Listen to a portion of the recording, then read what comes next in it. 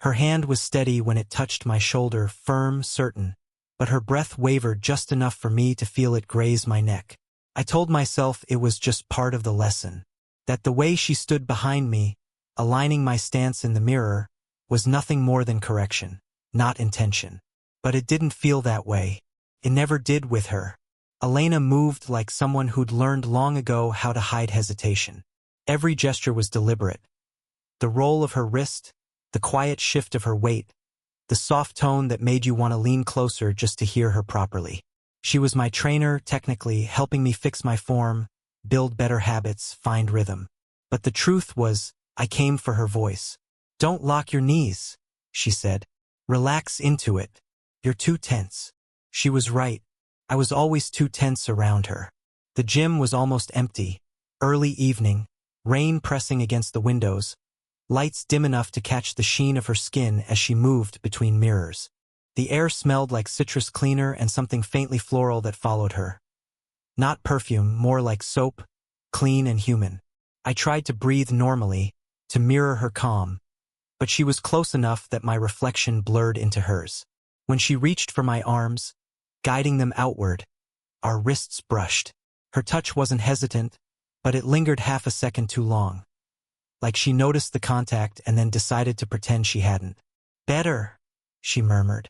I nodded, though I hadn't caught what she said next. The sound of her voice was enough. She stepped around me, adjusting my posture from behind. Slow, careful. Her fingers pressed against my ribs, telling me to lower my shoulders. My pulse betrayed me, pounding so loud I was sure she could hear it. "You hold everything in your chest," she said quietly. "Breathe from here." Her hand hovered just below my sternum. I exhaled, and she did too, the same rhythm. For a moment, it felt like the whole room stilled with us. The hum of the air conditioner, the soft rain, the faint sound of someone dropping a weight across the room. All of it faded until there was only her breath and mine. Then she stepped back. The distance between us felt colder than it should have. She smiled faintly. Polite, professional, but her eyes didn't match the smile. They looked somewhere else, somewhere uncertain. "You learn fast," she said. "You teach slow?" I answered, half joking, half trying to pull her back into that shared quiet. It worked. Her laugh was quick, real, unguarded. The kind that made her tilt her head just a little and cover her mouth like she hadn't meant to let it slip. Then silence again. The kind that hums between two people who are pretending not to think about what almost happened. I turned to face her fully, meaning to say something, anything, but she was already reaching for her water bottle, busying her hands. Her fingers trembled slightly when she twisted the cap. Rain hit the window harder. A door opened somewhere behind us, the metallic clang echoing through the hall. She glanced toward the sound, then back at me. For 1 second, we held each other's gaze. No teacher, no student, no rules. Just two people standing too close in a moment that wasn't supposed to mean anything. "Same time tomorrow?" she asked, her voice low. I nodded, but she didn't move. Neither did I. The door behind us slammed shut, and whatever words I was about to say stayed caught somewhere between my throat and hers. The next day, I arrived early. I told myself it was about discipline, wanting to improve, to get stronger, but the truth was simpler. I didn't want her to walk in and find me unready. When Elena came through the glass doors, she looked surprised to see me already there. Her hair was slightly damp, rain darkened around the edges, and she carried that calm focus she always did, the kind that made noise seem to lower itself around her. "You're early," she said. I shrugged. "Couldn't sleep." Her eyes flicked up at that, curious, but she didn't ask why. Maybe she didn't need to. She set down her bag, tied her hair back, and crossed to me. There was a small scar near her collarbone. Faint, almost hidden under the edge of her shirt. I hadn't noticed it before. It felt wrong that I wanted to know how she got it. We worked quietly for a while, her voice filling the air between sets. She corrected my form, adjusted my stance, occasionally brushed against me. All professional, yet never quite detached. The pauses between her words seemed longer today. When her hand found my shoulder again, guiding it lower, I caught the faint scent of coffee on her breath. Her fingers pressed lightly, then hesitated, not from uncertainty, but something else. "Right there," she said softly. "Don't move." I didn't. She stepped closer, so close that her sleeve brushed against my arm. For a second, neither of us breathed. Then she exhaled and stepped back. Quick, as if she'd caught herself. "Good," she murmured. "Better control." I nodded, though I wasn't sure if she meant my body or something else entirely. The mirror caught both of us in the same frame. Her face beside mine. The faint lines around her eyes, the steady patience. I wondered who she was when she wasn't here. If she went home to someone. If anyone saw her the way I did right now. She caught my reflection staring and turned slightly, her voice lowering. "Don't look at me like that." "Like what?" She didn't answer. Just walked toward the rack of weights, her hands trembling when she reached for one. I wanted to ask what line we were pretending not to see, but I didn't. Instead, I said, "You ever get tired of this place?" She smiled without humor. "Every day." "Then why stay?" She paused. Long enough that I thought she wouldn't answer. "Because leaving means admitting I don't know what comes next." The honesty in her tone startled me. We finished the session with few words, the air thick with everything we weren't saying. When it ended, she reached for her towel and brushed my arm as she passed. The touch wasn't accidental this time. "Good work," she said quietly. "You're improving." "So are you," I said before I could stop myself. Her breath caught, barely audible, but there. She looked at me for a long moment, as if trying to decide something, then smiled, small, reluctant, real. The clock ticked behind us. Neither of us moved. When she finally did, her hand grazed mine. A brief, electric touch that didn't belong in the routine of training. It didn't need words. It said everything. By the third week, the air between us had changed. It wasn't just charged, it was careful. Every word, every glance felt weighed, measured, tested for how close it could get without tipping over. Elena had started staying late after sessions, claiming she needed to log notes, clean equipment. I stayed too, pretending to stretch, to check form, anything to keep her in my periphery. That night, the gym lights were half off, humming low. Rain again, the kind that blurs the glass, softens everything outside into motionless gray. She stood beside me at the mirror, arms crossed. "You've been off today," she said. "Maybe I'm distracted." "By what?" I could have lied, but my mouth didn't move fast enough. She caught it in my silence, that pause before the truth. Her eyes held mine, and for the first time, she didn't look away. "Elena, don't." Her tone was quiet, but it broke something inside it. The room felt too small, my chest too tight. I could smell her again, that faint citrus and sweat, human and warm. She reached out like she was going to fix my stance again, but stopped midway, fingers suspended just above my arm. "If anyone saw," she started, then stopped herself. "What?" I asked. "You know what." Her hand finally settled on my wrist. Just enough pressure to anchor me, not enough to claim it. The mirror caught the image, her behind me, her reflection half over mine. I turned slightly toward her. The space between us was inches, maybe less. I could hear her breath, shallow, uneven. "Say something," I whispered. She did, but not what I expected. "You're 26. "I know. I'm 46. "I know that too." Her lips parted like she was about to say more, but a sudden noise cracked through the quiet. The door at the front swinging open, voices carrying in. She stepped back instantly, hand falling away. A man's voice, one of the trainers, called her name. Her posture changed in a blink. Professional, composed, that invisible wall rebuilt. "1 second," she called back, too brightly. When the voices faded again, she turned toward me. "We can't do this," she said, barely audible. I didn't ask what this meant. The answer was standing right in front of me. Her fingers brushed the edge of my shirt as she passed. Whether by accident or habit, I couldn't tell. "Elena." She froze back to me. "You don't have to pretend I'm not here." That made her shoulders tense. Not with anger, but something rawer. She turned halfway, eyes glassy under the low light. You think it's that simple? I shook my head. No. But maybe it's already too late. Her breath hitched. For a moment, she didn't move, didn't speak. Then she closed the distance between us. Just a step, nothing more, but it felt like a confession. Close enough that if I breathed, my lips would brush her jaw. Neither of us did. Her hand came up, hovered near my chest, stopped short. And then, she whispered, "Don't make me forget who I'm supposed to be." Outside, the lights flickered. A storm rolled closer, but neither of us stepped back. The next storm came harder, wind snapping against the windows, thunder rolling low like something waiting to happen. The gym was nearly empty again, just the steady thud of rain and the faint echo of our shoes on the mat. Elena hadn't spoken much that evening. Her directions were clipped, precise. Every good or hold there, landing like punctuation to a sentence neither of us wanted to say aloud.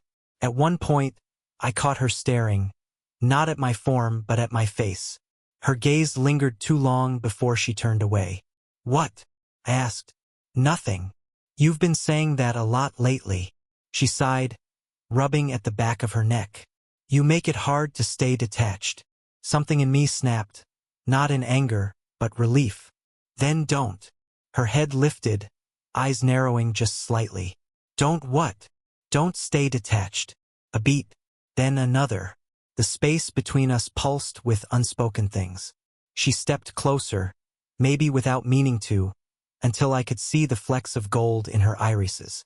Her voice dropped to almost a whisper. "You think you know what this is? I don't have to know. I stopped. Words felt too small for what was between us. She reached out, almost reluctantly, fingers brushing my jaw. Her thumb traced the corner of my mouth before she seemed to realize what she was doing. "You're too young to understand how this ends," she said. "And you're too scared to find out," I answered. Her breath caught, and for once, she didn't look away. Thunder cracked, close enough to shake the windows. Neither of us moved. The air was heavy, rain and skin and something electric between restraint and surrender. Her hand moved to push my hair back. Slow, careful, and the touch stayed longer than it should have. I could feel the warmth of her palm, the tremor in her fingers. "Elena," she exhaled my name like it was something she'd been holding in for too long. The distance between us collapsed.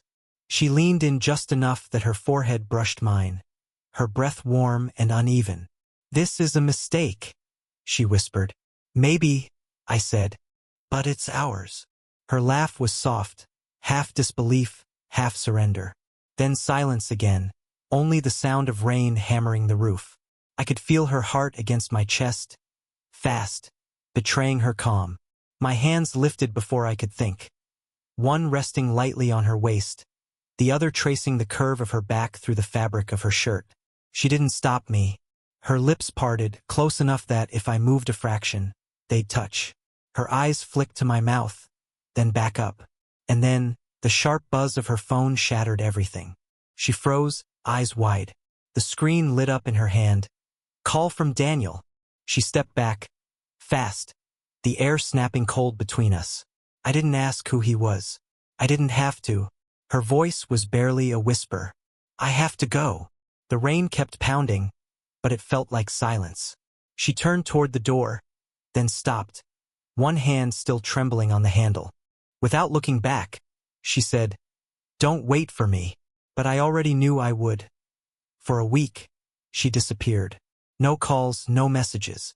The gym felt hollow without her voice cutting through the hum of treadmills and music. I tried to act normal. Trained alone, clocked my hours. But I kept glancing at the door, waiting for her to walk in like nothing had changed. When she finally did, it was on a Thursday.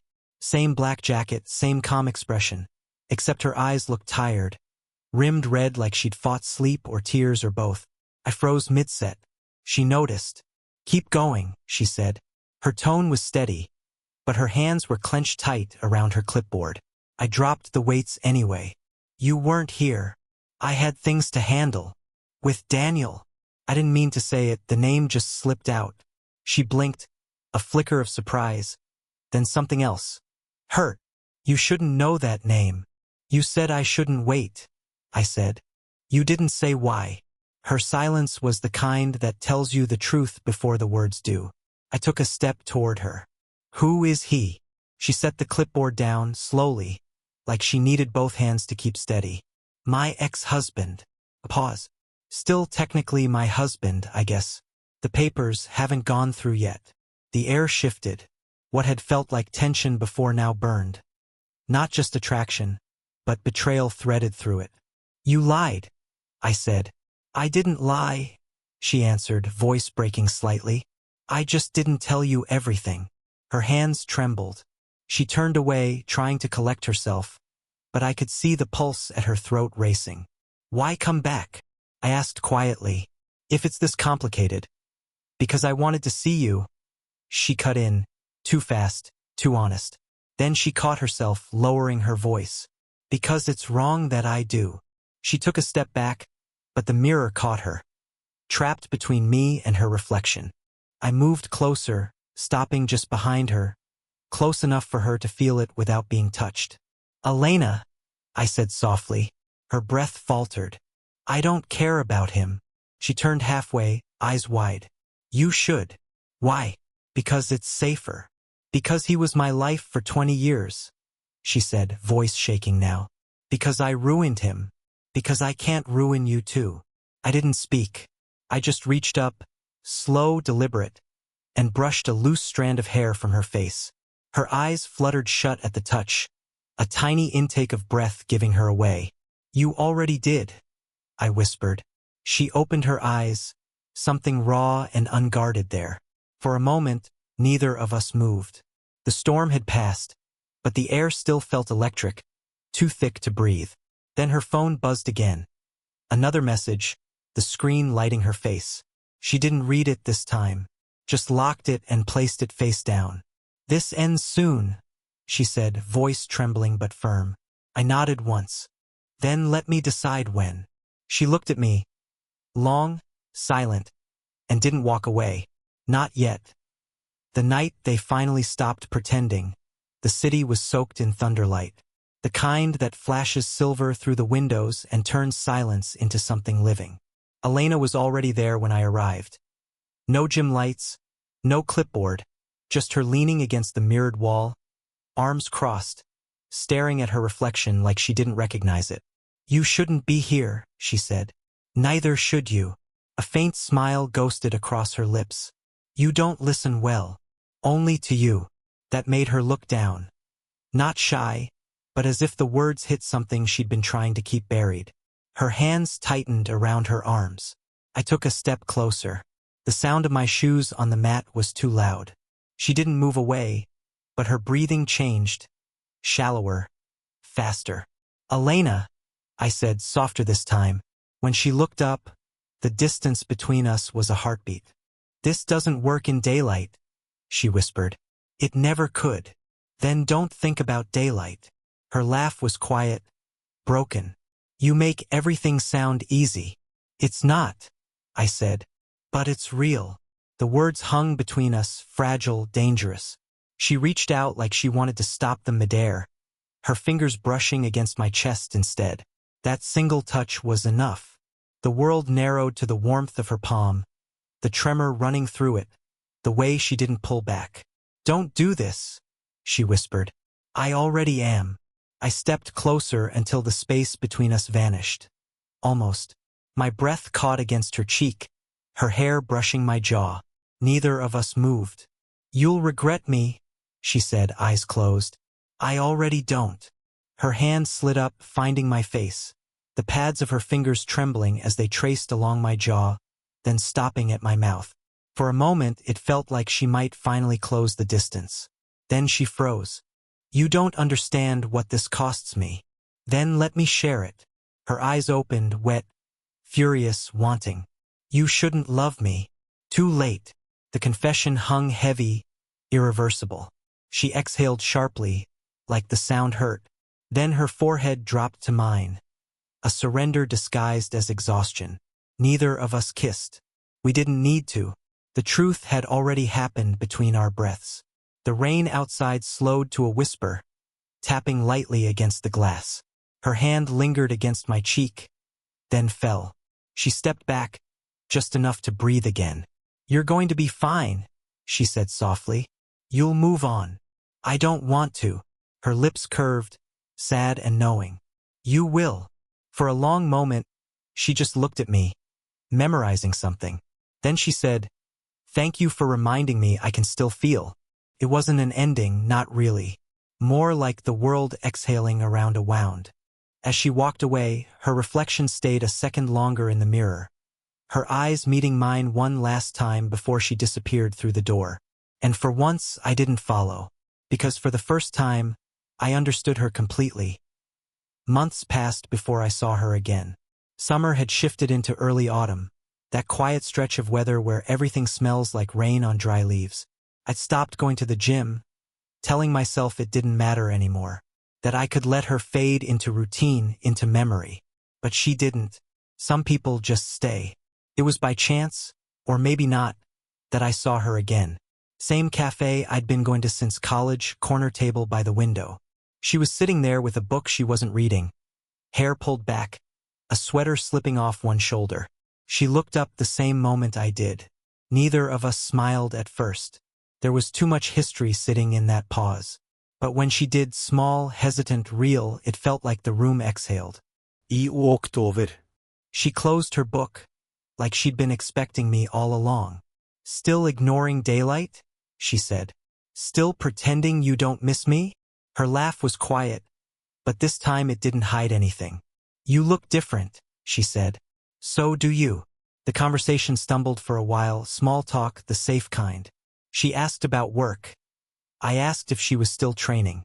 Neither of us mentioned that night or what almost happened. Then she said it. "Daniel signed the papers." I just nodded. "You okay?" She looked out the window for a long time. "For the first time, I think so."